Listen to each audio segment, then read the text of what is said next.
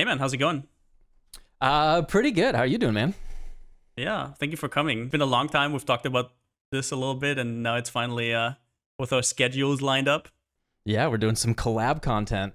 Yeah, the Paltalk number 3. I think that's how I called it at this point, but I don't know. Maybe I can think of something better. Either way, so today we have Subtractem here, a well-known content creator in the PoE scene, making build guides, new player guides, like for example your crafting video. We're gonna go over that in a second, but in general, awesome creator. Always looked out for it, and you're also one of the first people who supported me. I remember you like shared my videos on your stream when I had like 500 viewers. You did raid me a few times when I was like a small boy, right? So I definitely appreciate it as well. So yeah, welcome to the show or something. I don't know. Yeah, thanks for inviting me. Yeah, what was do you remember what you were building around when I raided you? I remember you were one of my best friend's favorite build makers. And oh, really? Not to glaze you up too much, but he was like, you got to check out this Palsteron guy. He is like the smartest build maker. And I was like, it was like chain. Right. I think it was like a chain breaker build or something. That sounds like right. Yeah, you were doing Cyclone like chain breaker or something. Yep. I think probably it was that something time about around. like that. Yeah, like 3.15 or whatever. Yeah, it was a mad time.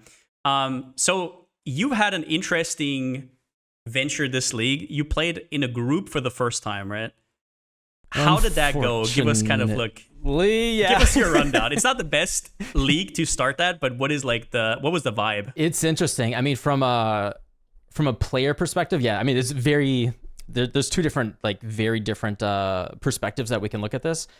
From a player perspective, which I think is going to be the most interesting to most people, this is the league after they removed MF. And, if you look at Snap and MP's videos about it, the removal of MF isn't as important because they have also the Glittering Scarab, which could give you, you get quant based on the number of kills that you get. And that kind of ramps up and makes up for the lack of quant. But, just overall, the way that they rework drops, I think everyone's kind of been feeling it. If you look at your number of gem cutters and glass blowers in your inventory right now, it's kind of just the raw ground drops just feel worse than last league, and that could be the lack of an in-map mechanic or something. I don't, I'm not like the most experienced person to talk about everything that caused the issues here. Snap's video's really good about that, but yeah, for how much we invested into it from a player perspective and how much work, it was really interesting. We spent about 2 weeks before League start practicing, and that whole experience of going through the campaign with okay, all right, it's like, all right, Steel Team 6, I'm going straight to the ledge. You hold this. I'm gonna go down to the Dweller. You put a portal there. It's really cool, coordinating with a team and doing all that. Did it feel a little bit like an MMO, maybe in a sense? It kind of does, and but it also has the downsides of an MMO, where then when you start playing, the worst thing is I just had 2 cups of coffee and they just open a new map and I gotta pee really bad. Right? That feeling of just not being able to walk away from the computer. Yeah, I mean, you have bottles, right? It's not that big of a deal. Let's be honest. I mean, you have something in your hand right now which is very useful. You know what? I can I'll say it. Back when I did play World of Warcraft. Oh God.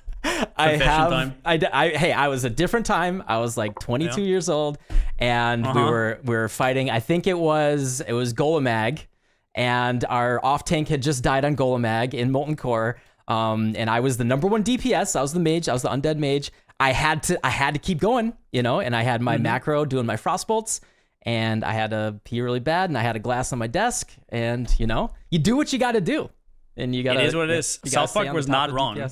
Yeah. I mean, they were not wrong. Okay, so you talked about in terms of efficiency. That's a very PoE thing of you to do. I guess what I also want to know is, what was the fun factor? I guess you kind of talked about it a little bit. Was it a different experience? Was it like playing SSF at the end of the league kind of?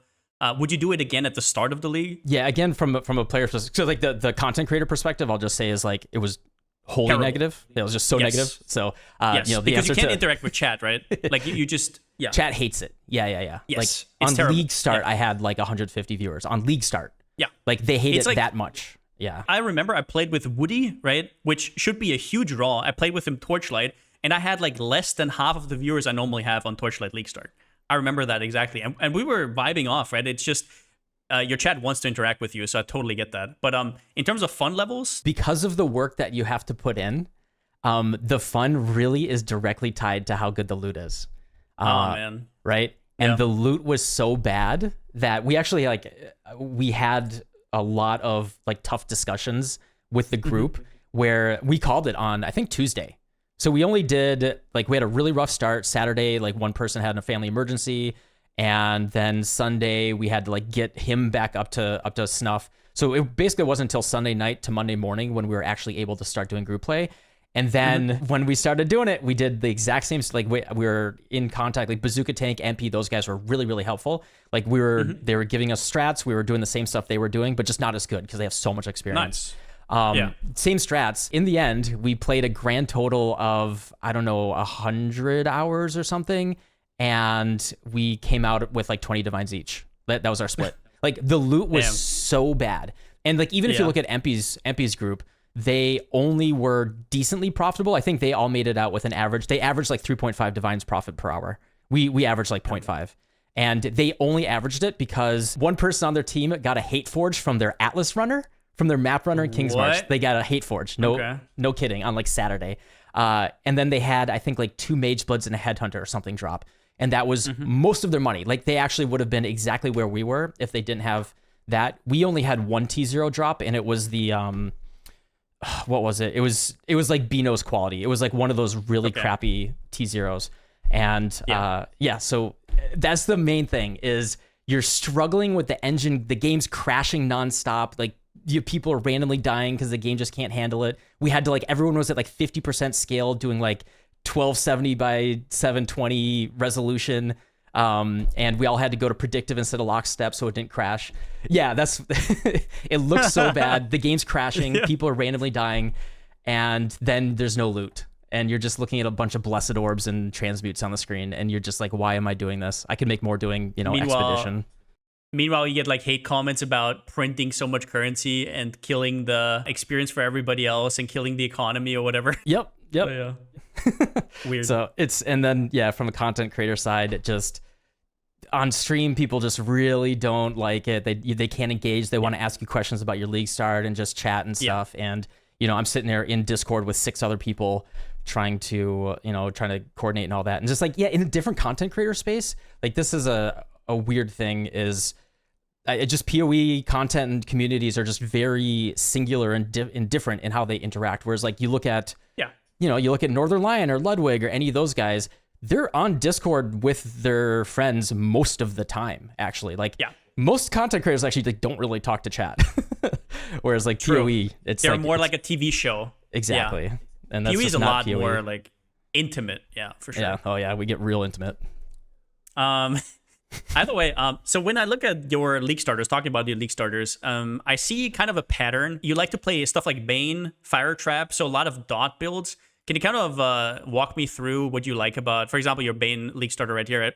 Right? What draws you towards Chaos dots and, Fire dots? Is it aesthetics? Is it like the easy damage scaling? I think the biggest thing for me is the easy damage scaling. I think that's what's always drawn me to it, where it's not just that you can scale so efficiently, it's so straightforward as well.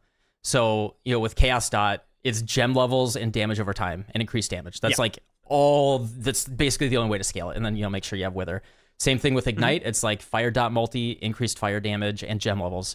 And I think that also makes it very straightforward in sharing it as a build as well. It really shows people that it gets you into the intro to, okay, this is how I make my build even better.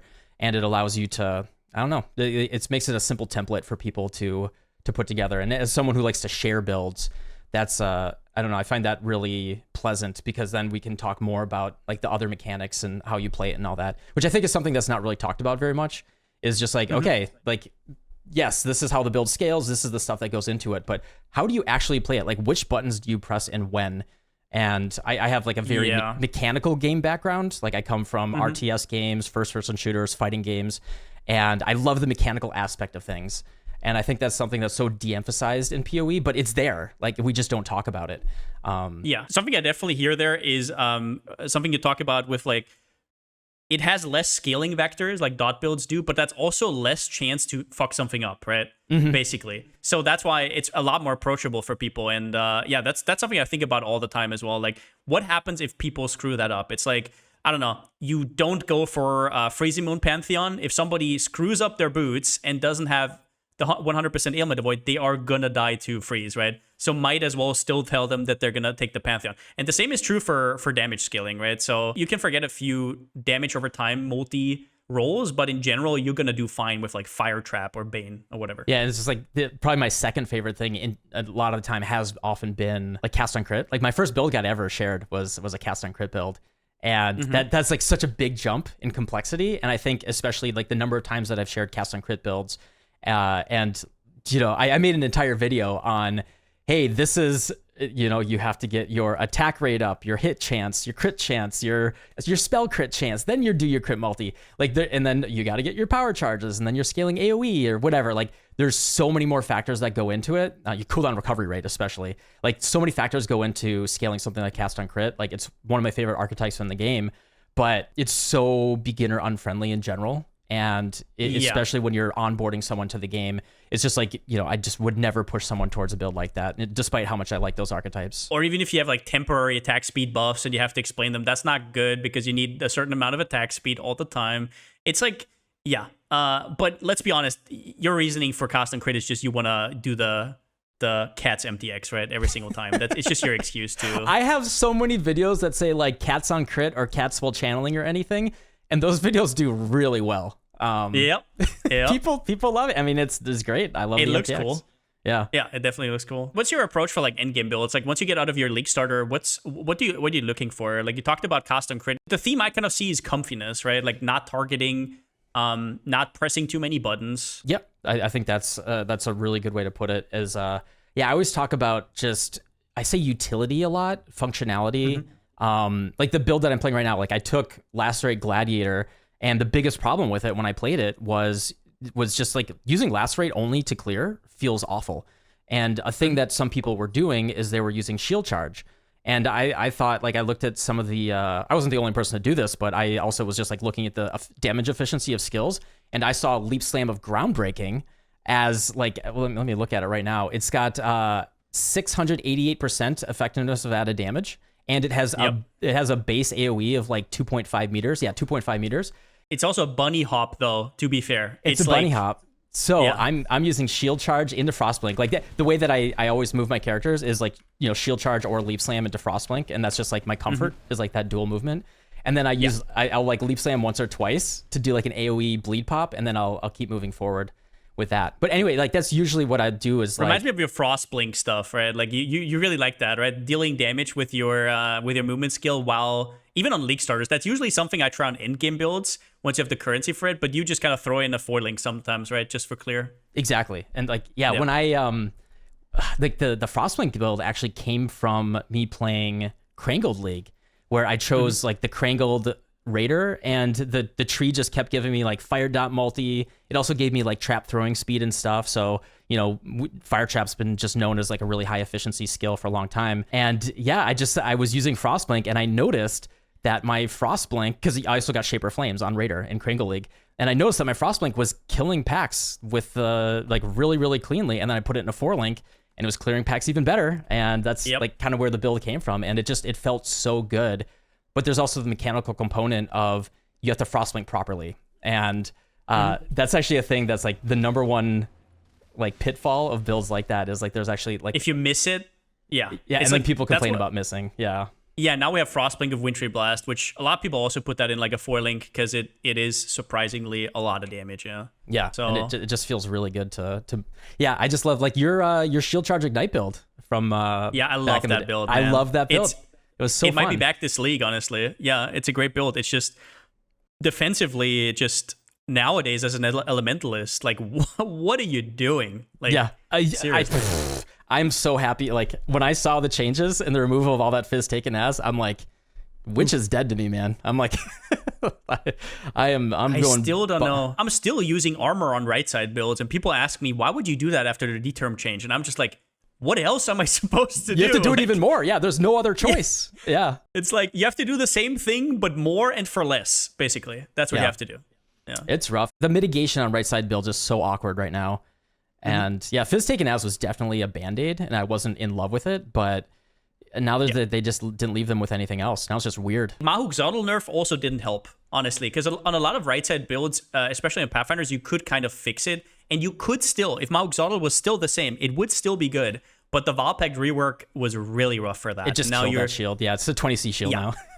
Yeah, and there's new tech, right? Like, for example, with the new Watcher Eye mods that converts damage, there's definitely new stuff. And there's also this shield that a lot of people are not using, the one that converts 40% to lightning, 40% of fire. I forgot how it's called, but that one's pretty underrated right now. But yeah, in general, that was a rough rework. How do you like the league so far? I guess in general. What are your thoughts? It's pleasant. I think that's the word. League mechanic that and stuff? Yeah, league mechanic specifically is just very. Also, I worked on Farmville back in the day, so it just feels it feels like I'm back at work a little bit. Oh yeah. Yeah, just testing the okay, if I put 2K here and then comes back in 30 minutes, this is more efficient than putting 4K here, and oh, my crops are wilting. Like, anyway, yeah, I think the league mechanic itself is really pleasant. I have a theory that the reason why so many people are playing right now is primarily because of the currency exchange. I think that might be one of the by far driving factors, because the accessibility of those enchants, which is like the only unique thing that it brings to builds, right, is those enchants, is so gated behind very expensive runes. Yeah, I think that just the price of the runes, so many of the interesting ones, like I should say the vast majority of the interesting ones, at least the price in Trade League right now, is really, really high. Exceedingly high. And like I think that Soul Gain one is like 90 divines right now plus, if you want to buy all those runes. The Ghost one as well is like 80 to 100 divines right now, as I'm talking. And so many of them are really, really and you cool. Need two. Yeah, and you need two of them. Yeah. Which is insane. I mean, but you really want to, yeah. It's kind of crazy. Also, just the fact that they haven't really responded at all. I mean, their league is fine. They don't need to respond, but I just kind of feel uneasy. I'm so used to them screwing something up and then fixing it and patching it that not hearing much from them kind of makes me uneasy. I don't know. Yeah. I'd love a little bit of a rebalance there. That's it. Just make it a little bit more accessible. Or I think the easiest thing would be up the return rate of runes. Like if I look at, I've only done, I think 2 or 3 enchants the entire league so far, and they're relatively cheap ones, just like 40 war runes, like the fizz damage implicit. And looking at my total runes right now, I've gotten a total of 2 power runes, like total. And I've killed the bosses at least a couple dozen times. I send 3 ships every 30 minutes, consistently on stream. And the returns for those runes feels really, really bad, because I think that's like the coolest accessibility thing. I'm always interested in the borrowed power stuff and what it means for builds. And that's directly, and also the fact that those enchants are tied to the weapon types, the specific weapon types they're tied to, is a little. Well, I get what they were trying to do, right? But it's part of the balancing, right? Like there's a lot of enchants that are currently interesting and that I think people are not really looking at. No spoilers for any upcoming builds, but like I think that's what makes them unique, and that's what makes them be able to be this strong, right? If you wouldn't get returning proj if you could put it on a bow, probably. And true. Sure, the two-handed sword was kind of an oversight for Molten Strike and Lightning Strike, sure. But what they wanted to do is they wanted to give bow builds nothing, but still have other interesting ways. I don't know why all those S tier skills fell through the cracks, but that's their intention, right? Yeah, yeah. I think you hit the nail on the head. Where that's why it feels weird to me is the skills that we knew were already going to be good are the ones that still get the good enchants and are really good. So it's like, yeah. The one thing I really like about this league is just running over gold in general. Like maps feel so much better. I'm even like being inefficient just to whirl towards gold, even though it's not even worth my time, just because it feels good to always have something on screen. And I mean, the marketplace in general, and just, and this is like a little bit weird because it doesn't have anything to do with div power, but just like walking around this town, it just looks good. And it looks kind of cozy from the whole dreadful like landscape that is very pretty and stuff like that. But this just feels different. That like this league just feels so different. I 100% agree. Like, and it also the fidelity of the graphics is a little bit higher. You can tell there's assets from PoE 2. Yeah, it feels good. So I got a pro tip. I don't know if you've done this yet. Absolute pro tip to make the league twice as fun. Go to your loot filter. If you're using a default Neversink, just make the gold color, like the text for your gold, or make it like gold or yellowish, and give it a yellow beam. So you get the yellow beam. It doesn't matter the size of the gold. So when you kill a monster, a bunch of gold beams shoot out of it, and it feels twice as good to pick it up. I'm not even kidding. Really? Yep. Do it 100%. Your dopamine doubles. It feels incredible. All right. Yeah. I'll try it out. Do you think they can implement this into the main game? Like, I'm just trying to think how they would do it. The way I would personally do it is I think all of this upgrading is too oppressive to put it into the main game. It would take too much space, right? I think the way they could implement it, for example, is they could leave gold and, for example, the vendor and obviously the trading, but make gold something that always resonates with the current league mechanic. Like, there's something new to do with gold every league. So they could keep gold, they could keep the trading center, they could keep the vendor, but they didn't have to do all of this every single league, right? Honestly, it's so seamless. I think definitely the upgrading, they could cut that in half. So just make them all go to like level 5 or 6. Make the cost go way down. The question is, how annoying would it be to always be worrying about sending your ships and setting up the map runners? I don't mind it. Like, it just depends on like if there's a really complex mechanic in addition. Like if they add something like heist as the league mechanic, then you really want King's March to be like very seamless. But I don't know. I think it's cool. Like it's a full sync for your maps where you actually get value out of them, and just having the runes and the tattoos and everything kind of flowing, it just feels really good. And I like, my favorite thing is I wake up in the morning, I make my coffee, I open up PoE, you get and all then, your stuff. Yeah, you log in, and the right side of your screen is just like boom, boom, boom, boom, boom, boom, boom, boom, and you get all these notifications, and you go. It feels really good, actually. And then it feels really good. It's also like always a stream thing where I usually stream like 5 to 6 hours. I send a shipment to Kalguur, right, like a 50 million at the start of the stream, and then at the end of the stream, I kind of have it. It just feels good. I wonder if they could just remove all of this grinding and just simplify it and put it into the main game where you can just run maps with your map runners for a certain amount of gold. It's like a flat fee or the shipment, right? It would make it a lot less interesting, but I mean, you have to make way for the next league mechanic, right? Somehow. So, Yeah, as you were saying, it's such a well-designed town. It looks and feels so nice that if it wasn't an oppressive mechanic, like I don't love running heist anyway, but for me, the worst part about heist is leveling up the dudes again and doing all those quests and everything. Right? Exactly. Like, if that wasn't there, I'd probably do a couple, like at least 10, 20 blueprints a league, probably. Yeah. But yeah, it's a chore. The bootstrapping chore just feels so bad. Same thing, like kind of the same thing with getting your unveils. I'm kind of just used to it now. Same thing with Delve. Like if you could start Delve at 300 or 400, then I would probably do a little bit more delving every single league. It's just that chore, it makes sense when they first make it go core, but then it becomes such a tedious thing that I don't want to do it anymore. 100%. I even think they could make stuff like Bestiaria way simpler. Like everything could be simpler, and then the new leagues would have way more space, I guess. So your biggest video of all time, which I noticed, has 1.2 million views. Now this is like, in PoE terms, that is like godhood, and is basically your guide about how to craft everything. It's a very long video, but it is very precise and super new player friendly. Was this like a thing that you thought would happen? Was this like just a video you made for your community and it kind of popped off? Do you think it was like luck? Was there anything going into that you planned out, or was it just like a freak accident kind of? Absolute freak accident. If you think I'm calculated about anything, yeah, like when people accuse me of like any streamer calculation or like manipulating things, I don't think that deeply about things like that. I really kind of just go off the cuff with what I like to do. Like if you look at my oldest videos, my very, very oldest videos, I actually started off making Hades videos. And I did the exact same thing. Like if you scroll down to like the 32 heat guide, that's like hour long. Yeah, like that Ring of Pain video is 2 hours long. The one right, like if you scroll up a little bit more on the right side, it's the one above that, the one right above it. This one, that one's a tutorial for a game that no one's ever played. I made a 2 hour walkthrough and tutorial. I think it's an awesome, beautiful game, but like that is just what I like to do, is sit there and kind of like really deeply explain things, and I want to help people understand things, because I think there's so much fun and longevity and a healthy relationship with a game comes from understanding it at a deeper level. And that's just like with crafting. I remember before Harvest League, I was an absolute scrub. Like my relationship with crafting was, I think I basically never chaos spammed anything. I'd done almost nothing. And then Harvest League really put it right in your face, and you had to engage with it. And after that, like understanding prefixes, suffixes, mod weights, mod groups, all that type of stuff, that it opened up this whole world of Path of Exile that was kind of closed to me.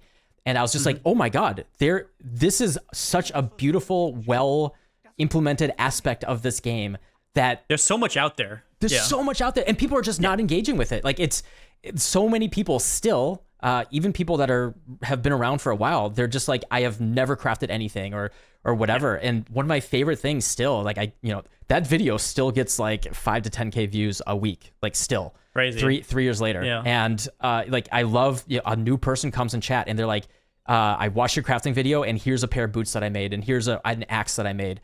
And that just like I can see someone now having the road forward to them opened up for being able to enjoy the game more. And I think that's one of my favorite. That's like why I like being a content creator. And it's actually a thing that I feel like I hate when I stray too far from that. Like I love all the other stuff that I do, but that for me is definitely the core of what I like doing the most. It's kind of hard to not get caught in this whole dichotomy where you're kind of like chasing views, because you always compare yourself with other people constantly, but you kind of have to stay in your lane and like focus on what people actually want. Like I remember I had 2 videos that I made that did horribly for how much time they took, right? For example, my Path of Building guide and my Loot Filter guide, they took forever, and they were like one of my worst performing videos of all time, but they're also one of the videos where the most people are happy about them. So that's like a completely different metric than views, right?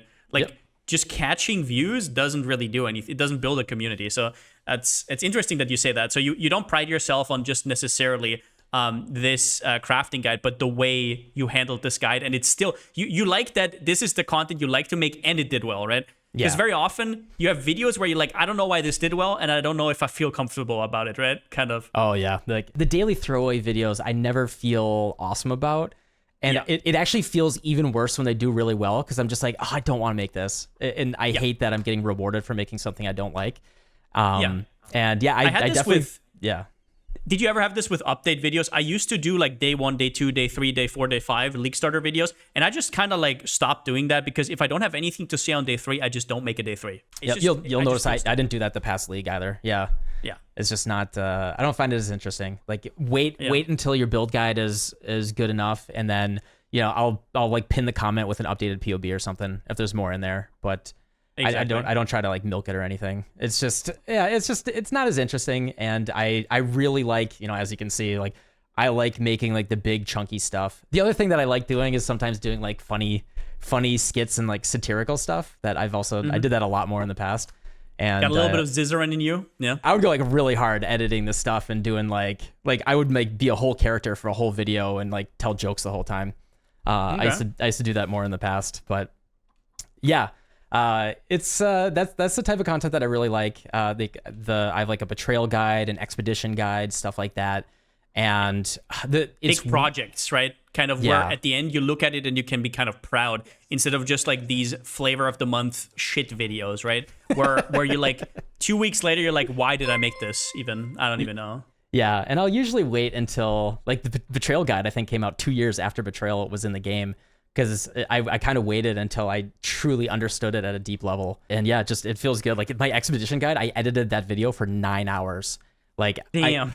I sat there, like I literally took cartoon characters and was moving them around and like showing different stuff. It's like ridiculous how much I edited it. Damn. But the complete guide, this one right here. That's it. That's the one. Yeah. Yeah.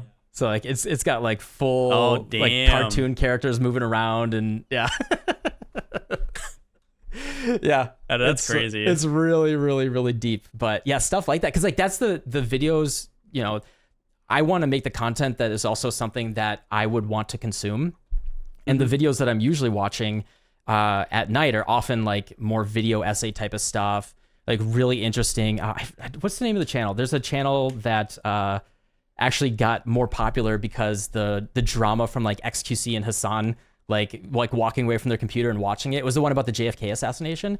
And it was it's this really, really nice video where they have like 3D graphics and everything showing like the trajectory of like where the shooter could have been and everything.